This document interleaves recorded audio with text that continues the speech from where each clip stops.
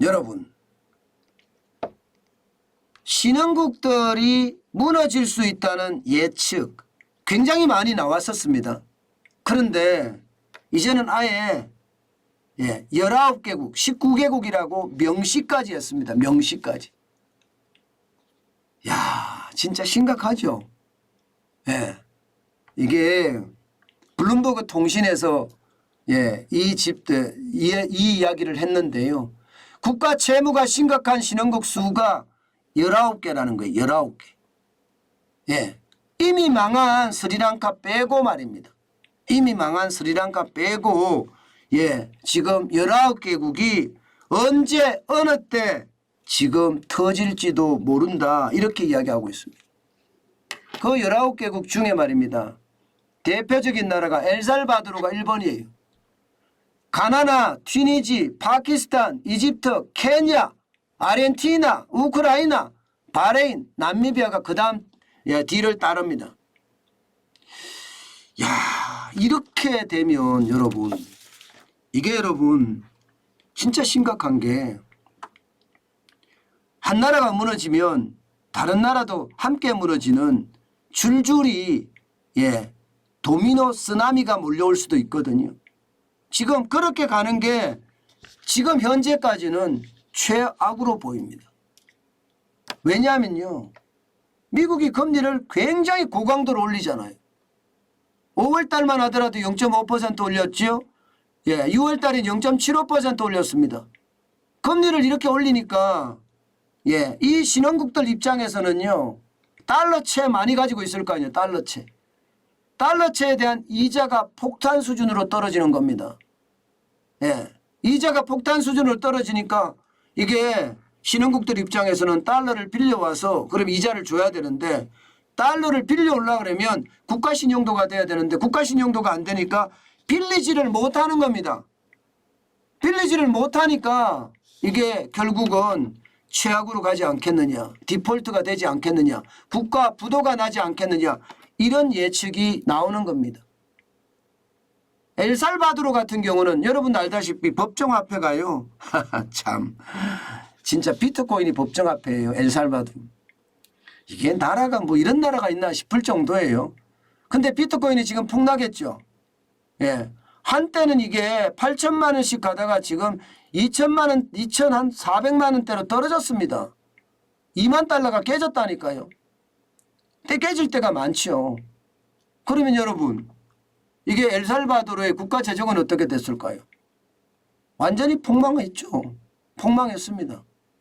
그러니 엘살바도르 같은 경우는요. 이게 비트코인으로 거래가 한다고 하니까 난리가 났습니다. 재정이 완전히 무너지고 지금 연료비, 식품비 뭐 난리가 아니에요.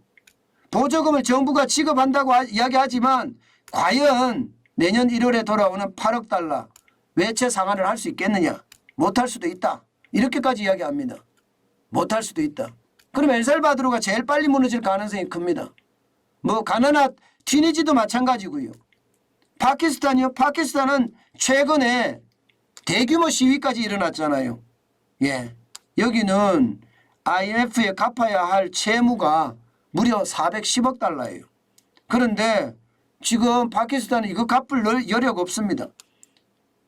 그래서 2019년대 디폴트 났을 때 파키스탄은 IMF에다가 돈 좀 더 줘봐.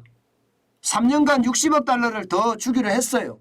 그런데 앞에 410억 달러를 안 갚으니까 IMF 입장에서도 돈을 계속 파키스탄에 줄 수가 없잖아요.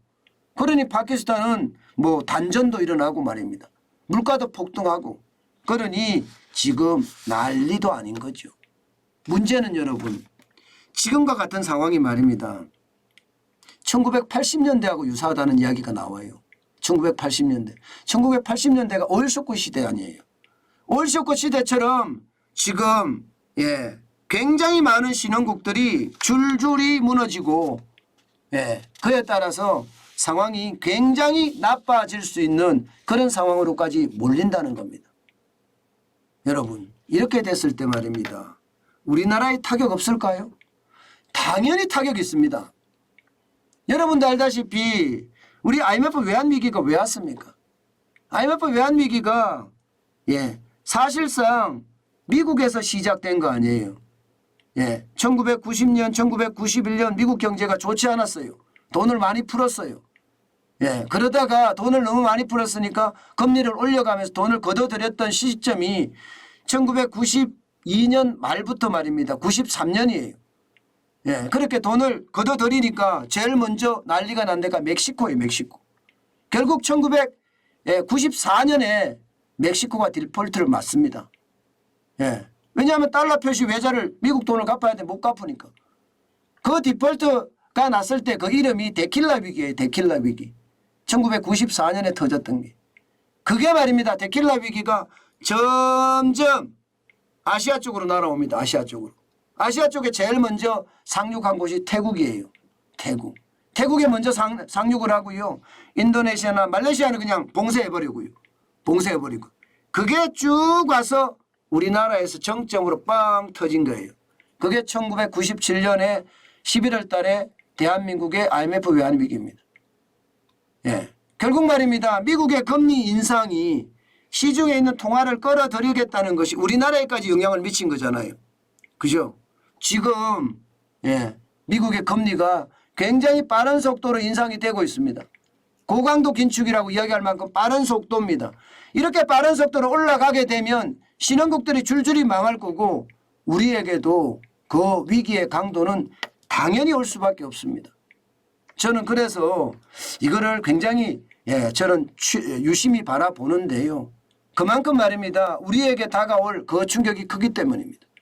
블룸버그 통신도 말입니다. 한 국가의 붕괴가 다른 국가로 이어지는 도미노 현상이 나타날 수 있다. 이렇게 이야기했습니다. 이 말은 신흥국들이 줄줄이 디폴트가 되면 대한민국 입장에서도 그렇게 될 수밖에 없는 그런 상황으로 갈 수 있다는 이야기가 되는 겁니다. 여러분, 시장은요 이미 전 세계가 하나가 되어 있습니다. 이게 신흥국 시장 다르고 선진국 시장 다르고 개발도상국 시장이 다르고 이렇지는 않습니다. 이미 글로벌 협업관계가 만들어져 있는 상태고요. 그 협업관계 중에 한두 군데가 무너지면 한꺼번에 다 무너질 수 있는 상황이 되는 거거든요. 예를 들어서 우리나라 입장에서는 저 19개 국가들 중에 원자재를 수입하는 나라들도 많거든요. 우리가. 그러면 원자재 대금을 줬는데 원자재가 안 와. 우리는 받아야 되는데. 그런데 그런 게 잦아져. 그럼 우리에게도 충격이 될 수밖에 없는 거예요. 그만큼 말입니다. 전 세계의 어떤 대공황의 위기는요. 점점 다가오고 있다. 예, 저는 이런 얘기를 여러분께 하고 싶습니다. 예, 그만큼 충격은요. 점점 커질 거고요. 그 바닥이 언제까지인지 우리도 알고 싶습니다. 우리가 그 바닥을 빨리 알아서 탈출하는 방법도 찾아내게 말입니다. 어쨌든 하나의 국가가 지금 위험에 빠진 것이 아니라 전 세계적으로 보면 말입니다. 예, 이게 전 세계가 전부 다 유동성의 어떤 파티를 즐기다가 돈을 많이 풀었잖아요. 파티를 즐기다가 무너지는 모양새. 그게 현재 세계 경제입니다.